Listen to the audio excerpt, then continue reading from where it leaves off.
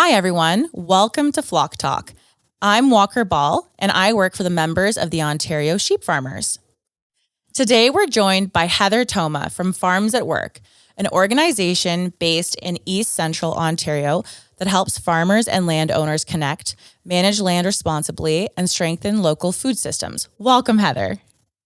Thanks so much, Walker. It's great to be here. Thanks for having me on the podcast. Yes, so happy to have you. And you have a great background. You have a nice royal blue accent wall behind you. Yeah. All right. So, Heather, can you introduce yourself to our listeners, and how did you get involved with Farms at Work?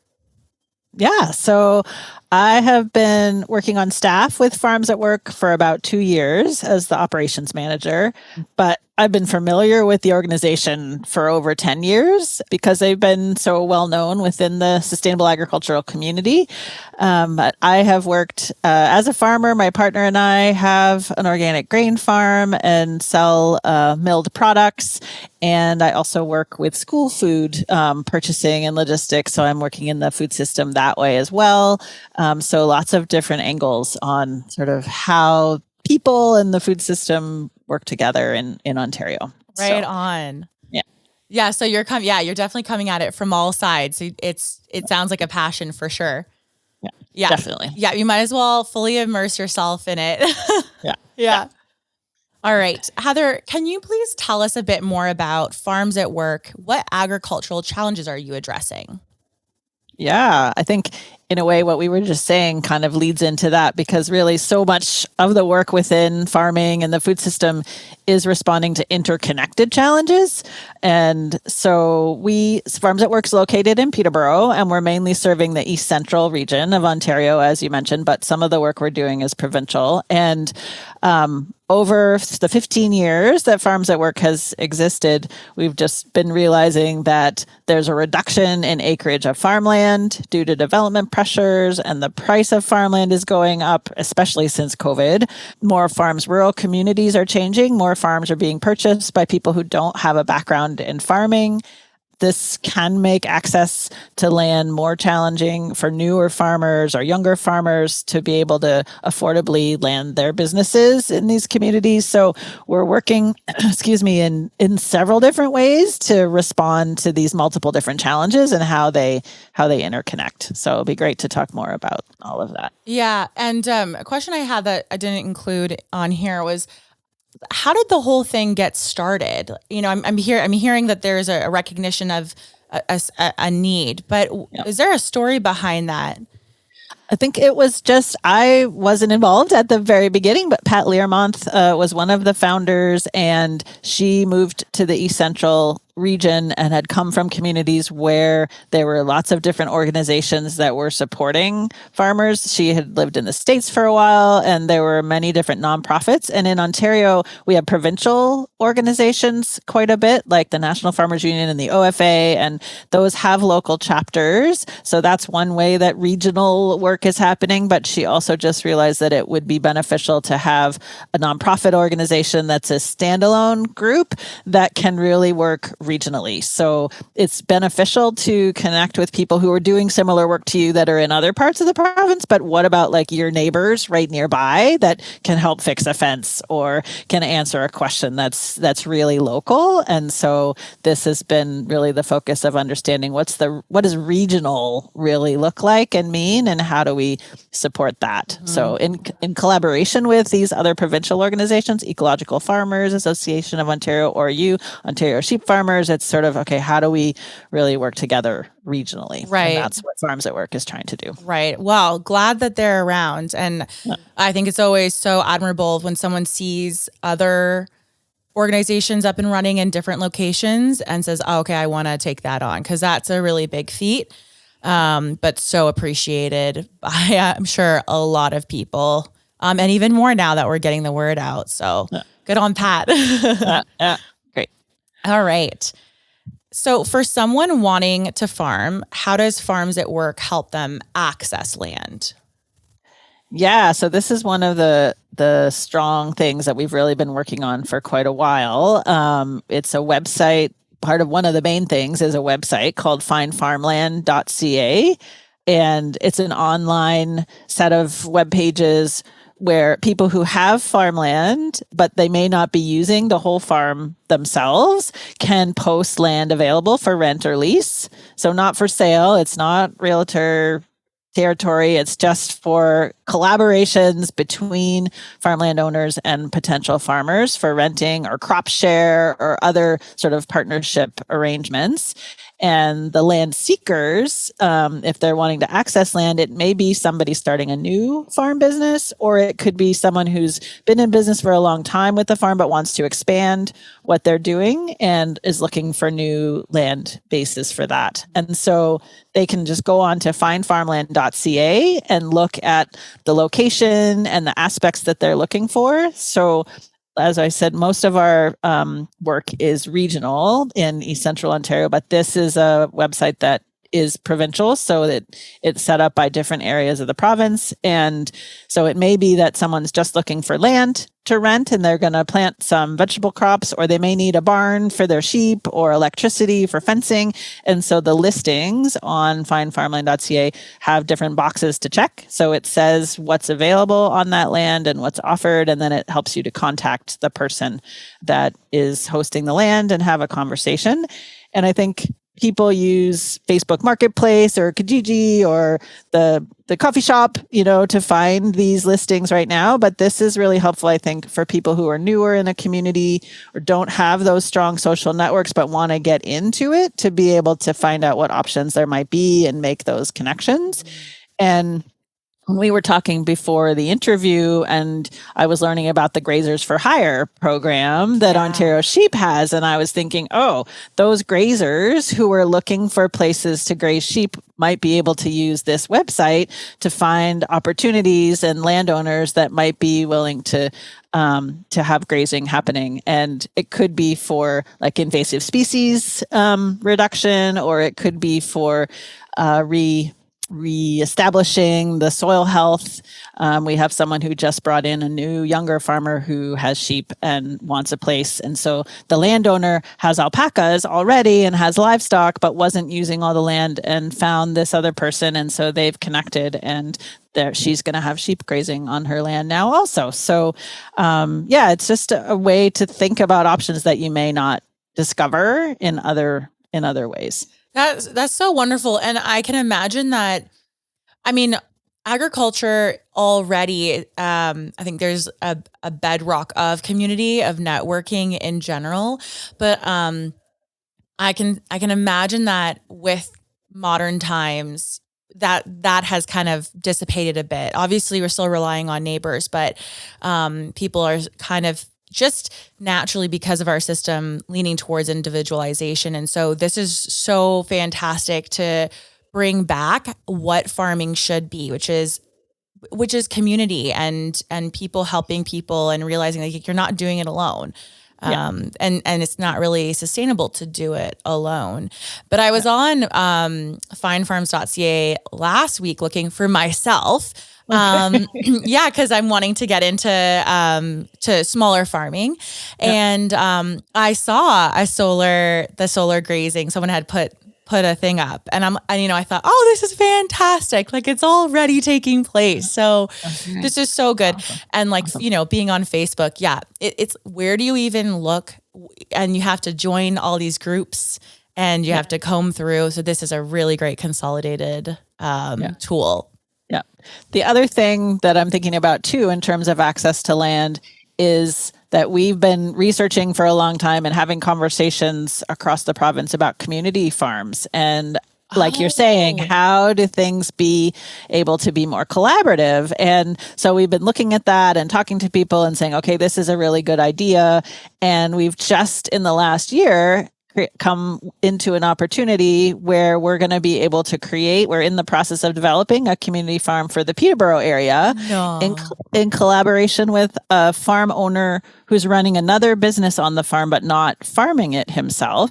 And a bunch of the land is rented out already, but there's a large area that he said he knew that we had been talking about this idea and said, okay, well, here, start it here. And so we're going to have incubator plots for small businesses, like maybe a quarter acre up to an acre, for folks who already have food growing experience. So we're not going to teach how to farm, but people who just need the access to land to have an affordable lease. And like you're saying, have a cohort of people so we can share equipment and share knowledge, even though they'll be running independent businesses, can work more collaboratively. So this is super exciting. And so right now we're just receiving expressions of interest from small farmers via our main website is farmsatwork.ca. And so that's where most of the resources that we'll talk about in this conversation are on that website.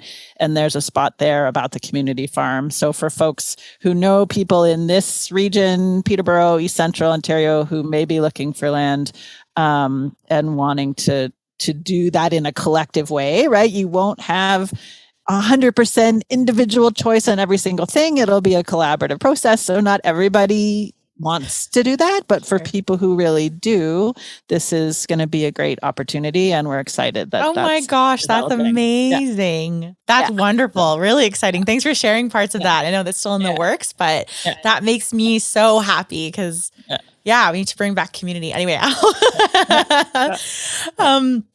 So Heather, your organization also works with landowners who don't farm themselves. Can you share more about how you engage with this group and the role that they play in supporting agriculture? Totally. Yeah. So we've been really happy to focus on this area of work a lot in the last year.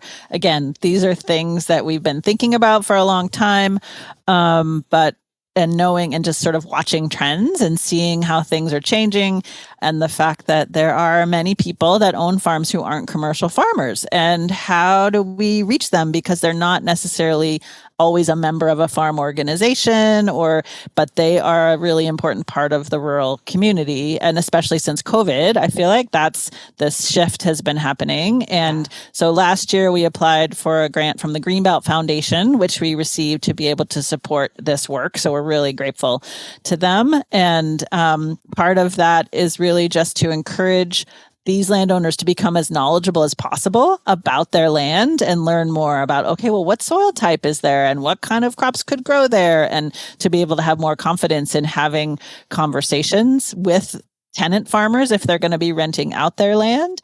And so we have a collection of resources now on our main website, farmsatwork.ca, that gives sort of information about stewardship practices, and it talks about how to find what is the soil type on your farm. And we are able to offer a farmland stewardship report as a standalone service if those landowners want to dive in more deeply with someone about their own farm and their own property.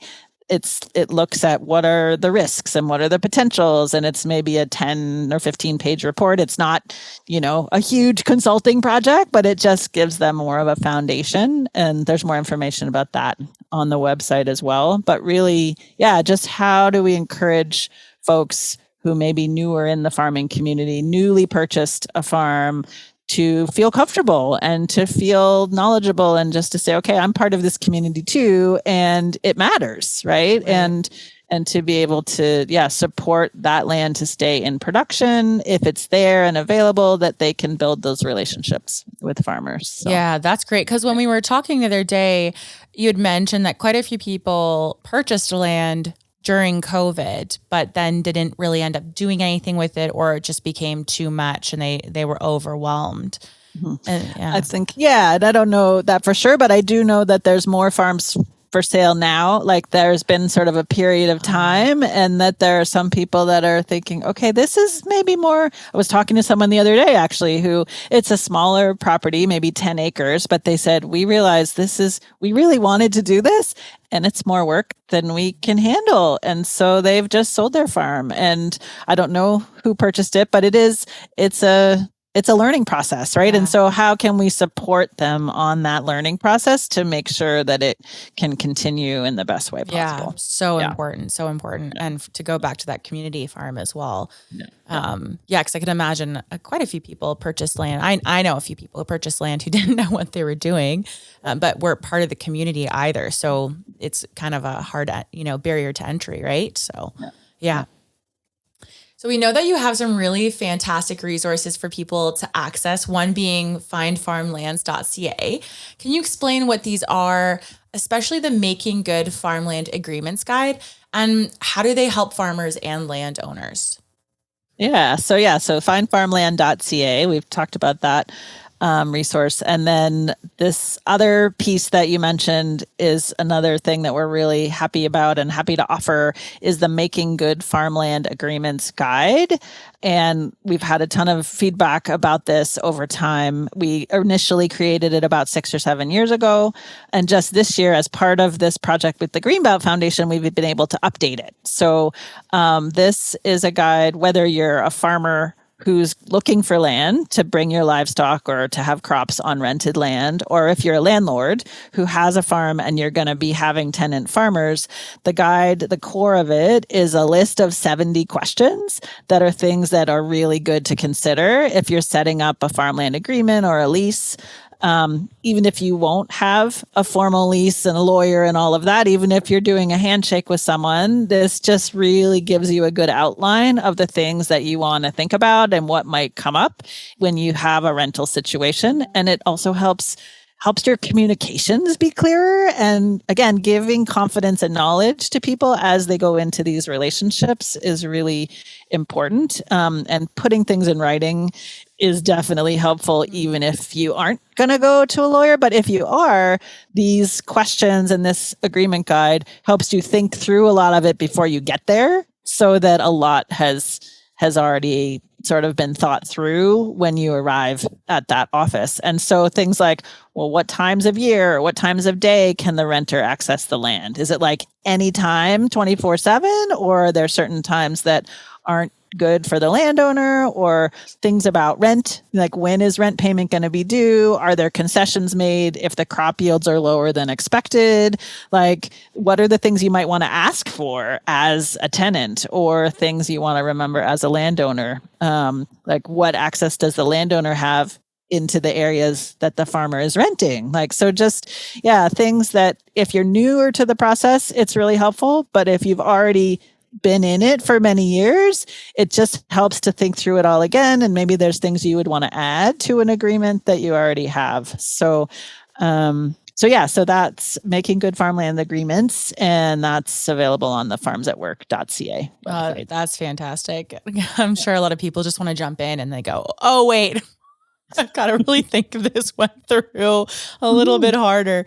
And I think there's people too who we've talked to, because when we talk about trying to make land available for newer farmers, and someone may say, well, I have land, but I don't really know how to do that. And I'm not sure if I should, or right. Like, it helps people to think through and then make it more possible to collaborate or rent if you have some support in knowing that you've thought through some of the questions and concerns ahead of time. Sure. Sure. No, that's a great resource. So there's been a lot of discussion about agricultural land declining in Ontario. Can you share your perspective on how Farms at Work is helping us keep land in agriculture? Yeah. So I feel like some of the things we've touched on already are part of that. And I think just really continuing to support the knowledge base of the non-farming farmland owners who own a lot of the land. It's helping to encourage them to keep their land farmed, but also just strengthening the farming community itself, like you spoke about, right? Just really the social cohesion is what's going to help keep farmers farming and thriving so that farmland will stay connected. If we don't have thriving farmers, then we're not going to have thriving farms, and then we're going to have more risks to farmland. So I think that is really important. And then I think another tool that we've been involved with over time is in conjunction with the Ontario Farmland Trust, where they have farmland easements. So that's really a legal, formal way to help keep farmland in production or protected. It's an easement to ensure that a certain part of land on someone's farm, it doesn't have to be the whole farm, it could be just one segment, is not going to be developed. And so that's specifically supporting farmland protection. And so that they might be another person to bring on your podcast in the future, because they're doing a lot of work on this as well. So, Wow. yeah. So I think that, that sort of general relationship building and knowledge sharing is really important. And in the past with Farms at Work, we've worked a bit more in terms of policy, like formal policy reports and having relationships with the planners in the community and that kind of thing. So that's another thing I would suggest, is just being more aware of when is the official plan being updated in your community. And they generally will have a specific meeting about the agricultural aspects of that. And so for farmers and farm community members in general to really be aware of what are those decisions that are being made and be informed and talk about them and ask questions when those things are happening. Oh, wow. I just, okay. Sorry. I'm like, wow, this is so great. I got to stop saying it but it really is truly fantastic. I already sent someone to the site a few weeks ago after we had our conversation. So yeah, I'm already like wanting to advocate. So this is really good. Great. Thanks. So sustainability and stewardship are central to your mission. Can you share more about how Farms at Work helps farmlands and farming communities thrive? So I mentioned that we have different workshops happening and knowledge sharing, and over the years, a lot of that is to really help farmers learn more and see what other people are doing around practices of improving hedgerows or enhancing pollinator habitat or diversifying their cover crops, and using grazing, rotational grazing. And so just creating spaces for those learning opportunities together, I feel like will help more stewardship practices to happen. But then in particular, we are a part, I don't know if we mentioned this when you and I were talking before, but Farms at Work helped to create and now participates in the East Central Farm Stewardship Collaborative. And so that's a network that includes all the conservation authorities that are within our area and other farm resource groups, like Ducks Unlimited and others, so if farmers have questions about stewardship on farms, they can sort of go to a central location, ecfarmstewardship.org. And they also can ask about funding available to support things like tree planting or wetland enhancement. And there are a lot of different programs at the provincial level and the federal level and the local level to support these kind of practices. And we realized, okay, let's just create like a one window for our region where people can go to find that information, and an intake form comes in, and then we redistribute it to whatever resource supports would make the most sense. And so we meet several times a year as a group and just review what's happening in terms of stewardship on farms in the region and how we can support farmers to take more of those practices in hand. And we understand that there's folks around the province that have known this. I think it's been 8 or 9 years that this network has been in place. And so now there's one that's been created for Eastern Ontario and also one for Grey Bruce, where people have said, that's a good idea. We want to do that too. And so there's more of this collaboration happening to support stewardship. So that's one thing. And then the other thing I wanted to say around stewardship, and to circle back to this pollinator habitat idea, is Farms at Work collaborated several years ago with Sue Chan, who is a biologist and an expert in pollinators, for her to create a pollinator habitat tool online where you go in and you can put in your soil type and your land orientation and different aspects of your property, whether it's a garden or a farm. And then it will tell you, suggesting different types of annual plants or shrubs or trees that are suited to your area that will also really well support pollinators. And so this is really amazing. Sue is so knowledgeable. And this is on our website under Land Stewardship Resources. You can click and there's a whole section around pollinator resources. And we're applying right now for funding to update that and to do more demonstration practices for pollination plants support on the community farm. And another aspect that we're encouraging on the community farm is for people who are going to come in and participate in that program and farm there, one of the goals is going to be to practice climate friendly and pollinator friendly approaches in how those businesses are going to run, and then have opportunities to demonstrate what's happening in those incubator plots to the public so that people can learn more about it. So that is so cool. That is so, oh my gosh. Wow.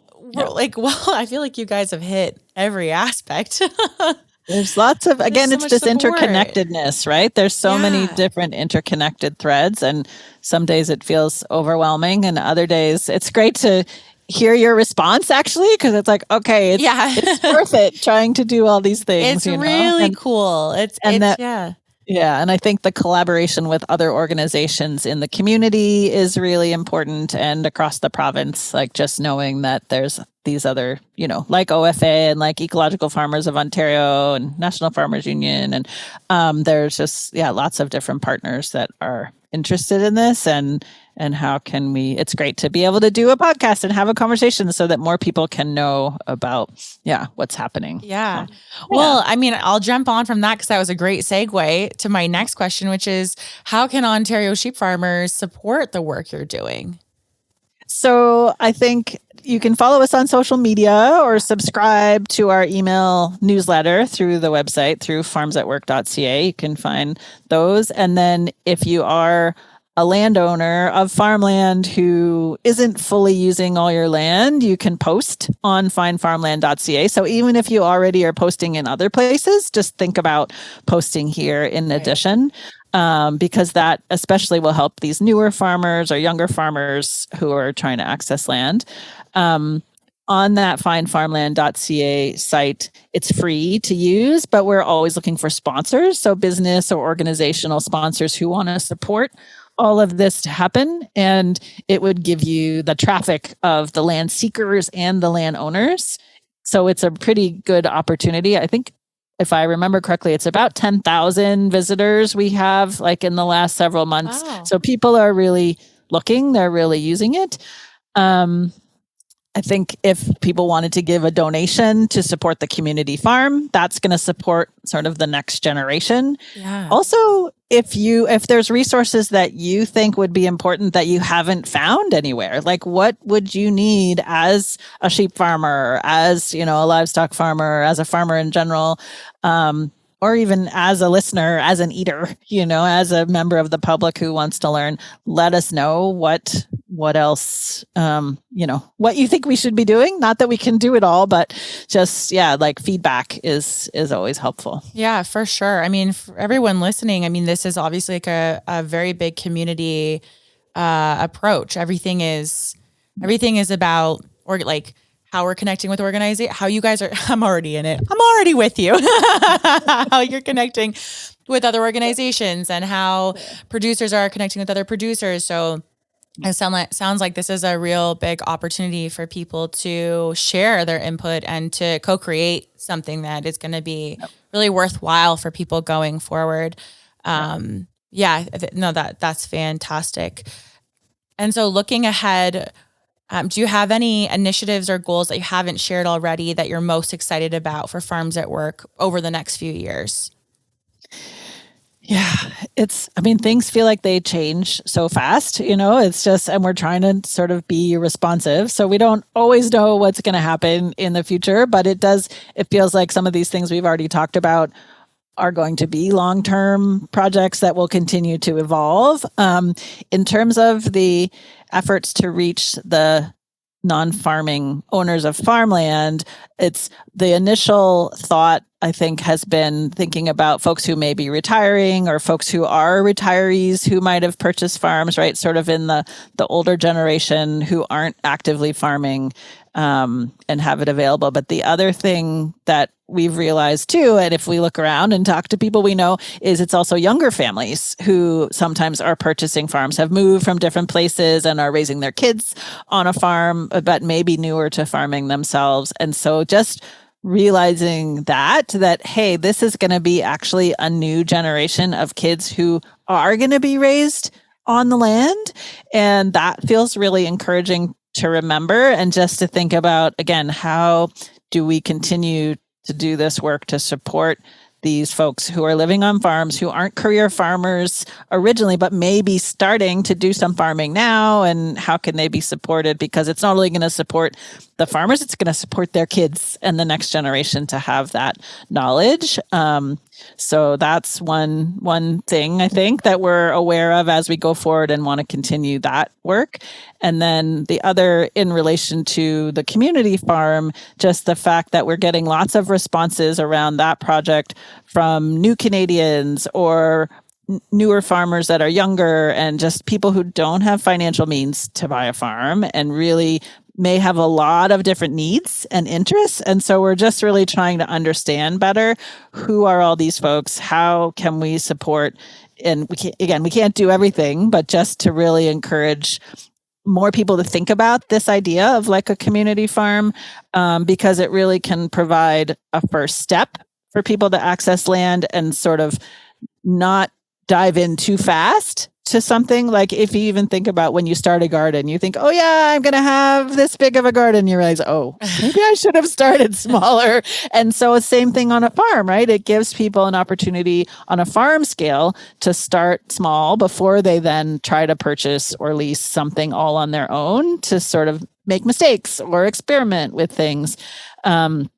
And so that hopefully means that there's better success in the long term, and that supports the rural communities and the economic development and all those other things. And so what we imagine is building on this and having a network of community farms that could exist around our region, because then they could, like where we are right now, we aren't going to be able to have livestock on that location, but then maybe we do have another location where that's specifically focused on that. So it really can tailor to those needs. And Farms at Work just got our charitable status. We've existed for 15 years, but we just formally got charitable status about a year ago. And as part of that, protecting farmland is part of our mission and mandate. And so we can now accept donations of farms or farmland. And so that's something that if people, again, if you don't have a succession plan that's already specific to people in your family, you can think about, okay, this is a way that this could work.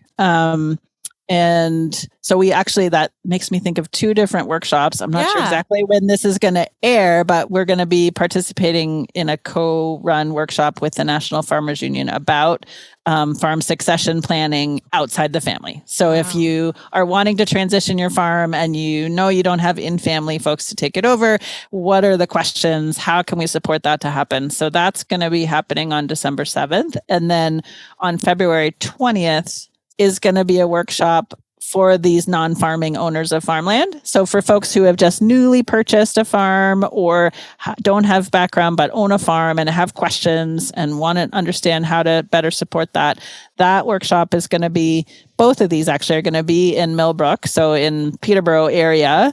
But the February 20th one is going to be a hybrid online and in person. So folks would be able to participate from around the province. And so if you want to get more information about those, they should be listed on our events page, I think already on Farms at Work. But if you sign up for the newsletter, then you'll get information about all of those coming up. Okay. But yeah, so you those guys have a newsletter. Okay. I'm signing up. So it's, there's a subscribe button on farmsatwork.ca that will get you to the newsletter, and then you'll learn about all the things. Will you, or have you guys had a conversation about possibly documenting this process and sharing it, or even like in a series? Because like, so I myself would be one of your audience members who has a very, very small background in farming, but overseas and just like not anything that would be respected among our producers. And so I've really pushed to get into agriculture in this way, so that I can, so I can be around the world, around the industry. And so this is very much something that I would love. And so part of my generation would be, you know, I'm taking in videos, I'm watching all these tutorials, and I'm wanting to kind of be a part of the series, like the saga. So yeah, are you guys I mean, are Yes, you? Will you play? Can you do it now? So when we have the February 20th workshop, there will be a portion of that will be recorded for sure, because it'll be online. And it's interesting because before, like pre-COVID, we hadn't done any video or online work at all. And then we have done a bit more since then in terms of sort of webinar type things. But because it's so land based, we've been really in person. But it's a good point to think about more videos and conversations that will be recorded that we then can upload to our website and have a resource section. Yeah. I think that's a really good idea. We've started a blog section that talks about different presentations that we've given.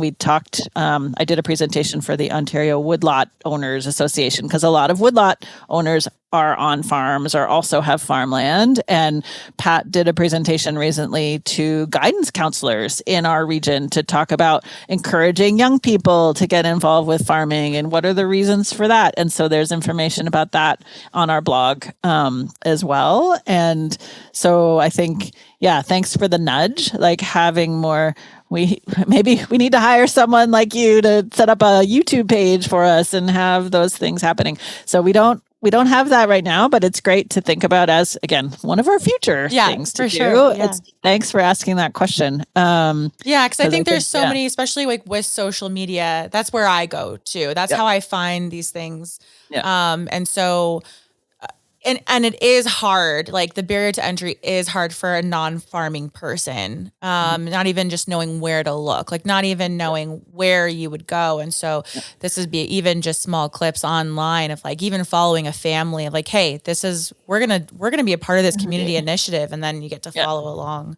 Totally. One thing that comes to mind, a couple things, is the Four Farms Collective is a collection of 4 small farms in our region, in Durham region, so just a bit to the west of us, who all are running different farms in different ways. And they did come together to support training. And some of that is online and some of it is in person. So that's one thing I can say in terms of training.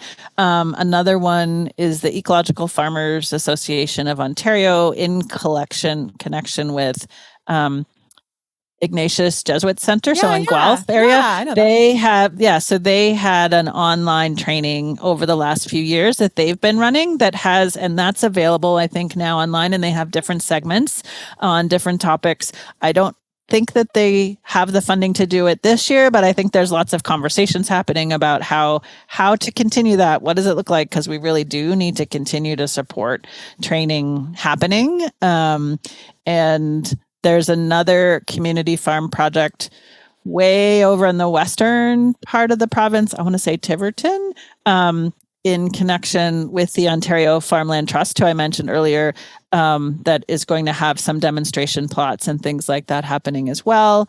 So I think there are different organizations that are really supporting this work. If you're someone in Eastern Ontario, in the Ottawa area, Just Food Community Farm is another example. They're right in the city of Ottawa on the Greenbelt, the National Capital Commission land, and they have plots. They've been there for 10 years. They're really well established and are one of our inspirations in what we're doing. Another one that's coming to mind is in Waterloo. Petersburg Community Garden is a community farm, really. A lot of newcomer families are there being supported to grow food.